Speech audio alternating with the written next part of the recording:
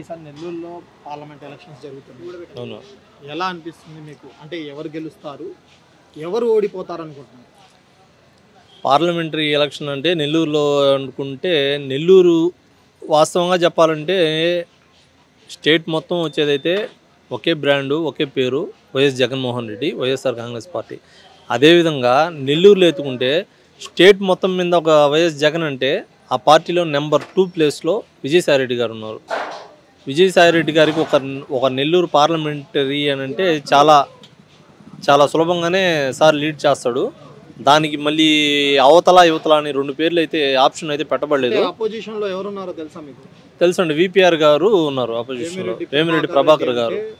అదొక బ్రాండ్ అని చెప్తున్నారు, నిజమేనా? బ్రాండ్ అంటే నమ్మిన వాళ్ళని మోసం చేసి వెళ్ళిపోయే బ్రాండ్ అది.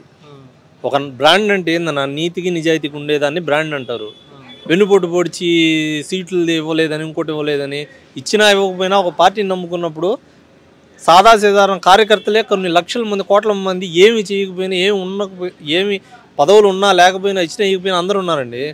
ఒక్క రూపాయి ఆశించకుండా సొంత డబ్బులు ఖర్చు పెట్టుకొని ఈ పార్టీలో పనిచేసేవాళ్ళు కొన్ని సంవత్సరాల నుంచి ఉన్నారు. వాళ్లే పోంది రాజ్యసభ సభ్యత్వం పొందాడు, వాళ్ళ భార్యకి టీటీడీలో దాని మెంబర్గా తీసుకున్నాడు, అతని పర్సనల్ సంబంధించిన అన్నీ చేసుకున్నాడు, ఇన్ని లబ్ధి పొంది మళ్ళీ జిల్లా అధ్యక్షుడిగా తీసుకున్నాడు, ఇన్ని లబ్ధి పొంది వెళ్ళటం అంటే అది బ్రాండ్ ఎందుకు సార్? అది విజయసాయిరెడ్డి గారు వచ్చారు, మరి మార్పులు ఏమైనా జరిగినాయి రాజకీయాలు? మార్పులు అంటే విజయసాయిరెడ్డి సార్ రాకముందర మా నెల్లూరు సిటీలో అనిల్ కుమార్ యాదవ్ గారు ఉన్నారండి, యంగ్ అండ్ డైనమిక్ లీడర్.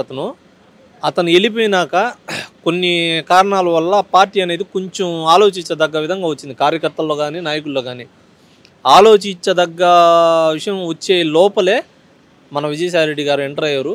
అంతకంత 10 రెట్లు 100 రెట్లు జోష్ వచ్చింది కార్యకర్తల్లో కానీ నాయకుల్లో కానీ.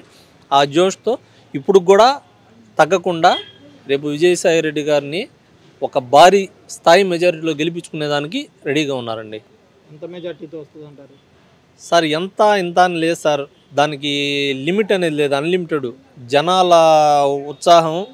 ఆయన ఆషామాషి వ్యక్తి కాదు, కేంద్రంలో ఒక కీలకమైన వ్యక్తి. ఇప్పుడు ఉదాహరణకి పెద్దవాళ్ళు సామెత అంటారు, పెట్టేవాడు మనోడైతే ఏ బంతిలో కూర్చుంటే ఏముంది అన్నట్టు. ఆయన కేంద్రంతో ఎలాంటి సంబంధాలు ఉన్నాయంటే, అనుకుంటే నెల్లూరు జిల్లాని ఒక హైదరాబాద్ హబ్ లాగా తయారు చేయగలడు, ఒక బాంబే సిటీ లాగా తయారు చేయగలడు, ఒక మెట్రో సిటీ లాగా తయారు చేయగలడు.